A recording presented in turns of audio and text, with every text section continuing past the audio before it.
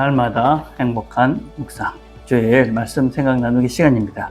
우린 주일에 사도행전 2장 36절에서 41절을 가지고 우리가 어찌할꼬 하는 말씀을 함께 나눴습니다.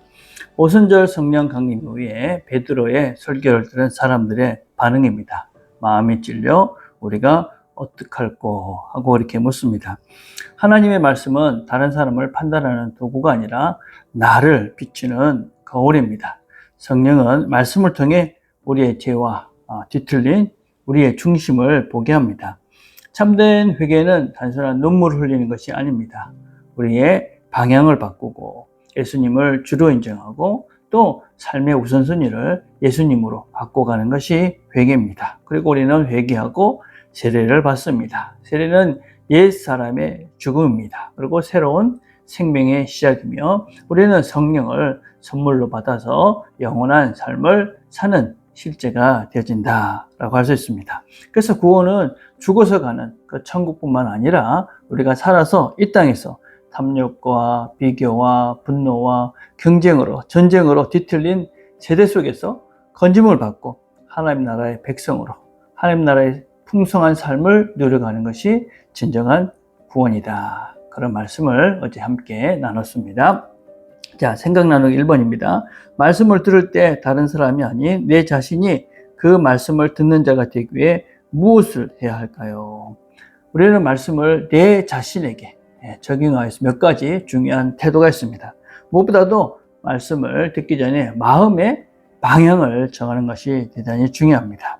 말씀을 듣기 전에 하나님 이 말씀을 내 마음속에 나를 하나님께서 고쳐주시고 또 내 마음을 하나님께서 자르시고 내 마음을 새롭게 해 주십시오. 그래서 그 말씀의 방향을 나에게 돌리는 것이 무엇보다도 중요합니다. 내 속에 있는 죄를 보게 하시고 또 하나님 말씀하실 때 합리화하지 않게 해 주시고 내가 말씀에 순종하게 해 주십시오. 그래서 이 말씀을 들을 때 내가 하나님 앞에 서 있다. 그래서 그 방향을 먼저 나에게 집중하는 것이 제일 중요합니다. 두 번째, 말씀을 들으면서 혹시라도 저 사람 이런 생각이 들 때마다 바로 나한테 그 방향을 돌린 것입니다. 사단이 지금 나를 하나님 말씀으로 찔리고 또 회복하지 못하게 하려는 사단의 방해다. 이런 것들을 꼭 기억하시고 그런 마음이 들 때마다 바로 나에게 그 말씀을 돌리는 것을 우리가 연습하며 훈련해야 됩니다. 내가 용서하지 못한 사람은 누군가? 내가 먼저 손을 내밀어야 될 것이 무엇인가? 그렇게 하나님께서 말씀하실 때 탐욕을 버려라. 그럴 때 저 사람 누구 이런 게 아니라 내가 요새 혹시라도 돈을 밝히고 또 돈 때문에 다른 사람들에게 거짓말하고 돈 때문에 다른 사람을 아프게 하는 것이 없는가? 이런 것들을 돌아보면서 말씀의 방향을 바로 나에게 돌리는 것입니다. 세 번째는 마음의 찔림을 받을 때 그 찔림을 피하지 말아야 합니다. 불편해질 수 있습니다. 꼭 나한테 하는 소리 같이 들릴 때가 있습니다. 여러분, 그것은 내 속에 있는 나의 죄악, 욕심, 또 나의 어떤 잘못된 부분들을 건드리는 것입니다. 그때 사람들은 여러 가지 방식으로 그것을 피합니다. 이 정도는 괜찮지. 아니면은 이 정도는 괜찮을 거야 하고 또 합리화하고 이런 사정은 있으니까 어쩔 수 없지.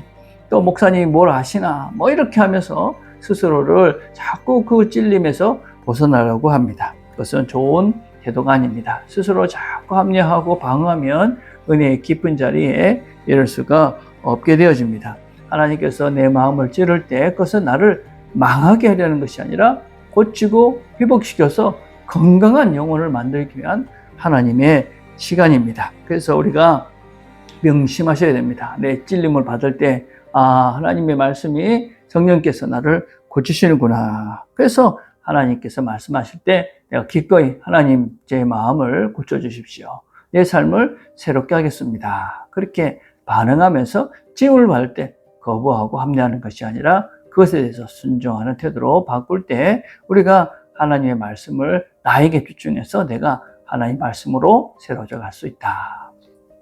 자, 두 번째입니다. 폐역한 세상에서 어떻게 사는 것이 구원을 받은 자의 삶이라고 할 수 있나요? 사도행전 2장 40절 이렇게 말합니다. 너희가 이 폐역한 세대에서 구원을 받아라.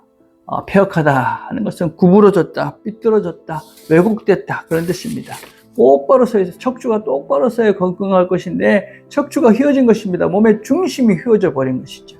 결국 그럼 우리 모두는 결국은 오래 살지 못하는 것이죠. 불편하게 세상을 살 수밖에 없는 것이죠. 힘들게 점점 악화될 수밖에 없는 것입니다. 그래서 우리는 이 패역한 세상에서 구원을 받아야 됩니다. 하나님의 말씀으로. 그죠? 우리가 우리의 욕망과 욕심대로 살기에 이웃을 사랑해야 되는데 경쟁자로 보는 것이죠. 생명을 귀하게 여겨야 되는데 나의 성공과 안락함을 위한 도구로 여기는 것입니다. 사람을 나의 놀이기구로 생각하는 것입니다. 여러분, 나의 관종하는 그런 나의 쾌락을 추구하는 대상으로 보는 것입니다. 패역한 세계입니다. 겉으로는 발전한 것 같지만 중심이 휘어진 세상이다 라고 할 수 있습니다. 어떻게 살아야 되는가? 무엇보다도 구원받은 사람은 비교와 경쟁으로 사는 것이 아니라 만족과 감사로 사는 것입니다. 패역한 세상은 사람을 가치로 평가하고 끊임없이 비교합니다. 누가 더 성공했나? 누가 더 많이 가졌나? 누가 더 인정받는가? 누가 더 화려하게 좋은 것들을 먹고 입고 사는가? 이런 마음속에 살면 늘 불안한 것이죠. 남이 잘 되면 기뻐하는 것이 아니라 초조해지고 내가 가진 것이 있어 비교하면 늘 부족하다고 여깁니다. 더 안락한 것, 더 편안한 것 이것만을 추구하다 보니까 결국은 더 내가 깊은 패역한 그런 함몰의 구덩이 속에 빠져서 내가 어디서 사는지도 모르고 허죽되며 죽음의 삶을 살게 되어집니다. 구원받은 사람은 이 자신의 가치를 세상 사람들의 그런 평가나 세상의 가치로 두지 않습니다.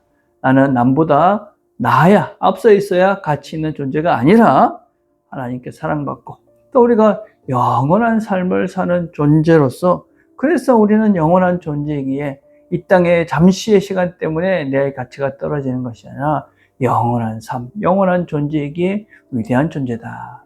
그걸 우리가 기억하고 사는 것입니다. 그럴 때 우리가 구원받은 자로서 비교하는 것이 아니라 자유하며 감사하며 할 수가 있겠습니다. 그래서 우리가 이렇게 되기 때문에 움켜쥐는 것이 아니라 나눌 수가 있는 것이죠. 패역한 세상은 늘 부족하다고 그럽니다. 더 가져야 된다고 그럽니다. 그러나 우리 만족하고 감사하게 나누며 베풀 수가 있는 것입니다. 그래서 우리 구원받은 하나님을 믿는 자들은 이 세상에서 내가 얻는 모든 것들을 하나님이 주시고 나의 공급자는 우리 하나님이라는 것을 믿습니다. 그래서 우리가 나눌 수가 있는 것이죠. 그래서 나눔이라는 것은 단순한 선행이 아닙니다. 그것은 내 생명, 내 재물, 내 모든 것의 주인이 하나님이시다. 그래서 만족한다, 감사한다. 그것이 나눔과 베품으로 구체적으로 드러나는 것이다 라고 할 수 있습니다. 두 번째, 우리가 이 패역한 세상에서 구원받은 자의 구체적인 삶은 분노와 보복이 아니라 용서와 화해의 길을 선택하는 것입니다. 패역한 세상은 분노를 정당화합니다. 그리고 복수를 정당화합니다. 상처받았으니까 미워해야 된다. 너도 말을 그렇게 해도 된다. 그러나 우리는 그 분노 또 복수를 내 마음대로 내 감정대로 하지 않습니다. 우리가 억울하지 않다는 것도 아니죠. 분노가 없다는 것도 아닙니다. 그러나 우리는 그 분노와 억울함을 내 삶에 나를 주인 삼게 하지는 않습니다. 예수님께서는 십자가에서 돌아가시면서 그 죄인들을 위해서 기도하셨습니다. 구원받은 자의 삶은 십자가의 길입니다. 그래서 여러분, 이 삶을 살면 우리가 억울하고 또 어떤 면에서는 자꾸 손해보는 것 같고 내가 세상에서는 어리석어 보일 수 있습니다. 그러나 다른 차원의 삶을 사는 것입니다. 그래서 하나님이 주시는 평강과 하나님이 주시는 평화를 누리는 것이죠. 여러분들은 어떤 사람들이 되고 싶습니까? 용서하는 사람, 사랑하는 사람, 손해보는 사람, 나를 이해해주는 사람, 그런 사람이 되고 싶지 않습니까? 또 여러분은 어떤 사람들과 살고 싶습니까? 그런 사람들과 살고 싶지 않습니까? 좀 손해봐도 나를 봐주는 사람, 내가 조금 실수해도 용서해주는 사람, 나에게 자신에게 손해가 돼도 나를 그렇게 베풀고 나눠주는 사람, 사랑해주는 사람. 어떤 사람하고 살고 싶습니까? 나는 어떤 사람이 되고 싶습니까? 이 패역한 세상 속에 구원받은 자의 삶은 비록 내가 손해를 보는 것 같지만 그래도 기꺼이 나누고 베풀고 용서하고 사랑하고 비난하고 보복하는 것이 아니라 사랑으로 용서하고 이해하고 함께 가려고 평화를 만드는 사람.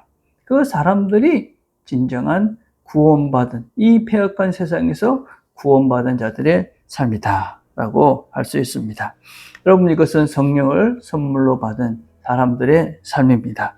회개하고 세례받았기에 성령께서 안에 계시며 우리에게 역사하시기에 이루어갈 수 있는 삶입니다.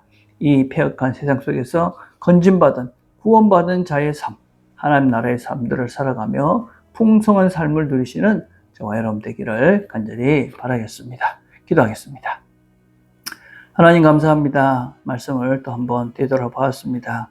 우리가 누구인지를 늘 기억하고 이 패역한 세상 속에서 하나님의 뜻대로 살아드리며 무엇보다도 하나님 말씀을 들을 때에 내 자신에게 적용하며 나를 고쳐가고 내 자신이 새로워져 가서 이 패역한 세상 속에 구원받은 자의 삶을 온전히 살아가는 우리 모두가 되도록 은혜를 베풀어 주시옵소서. 예수님의 이름으로 기도드립니다. 아멘.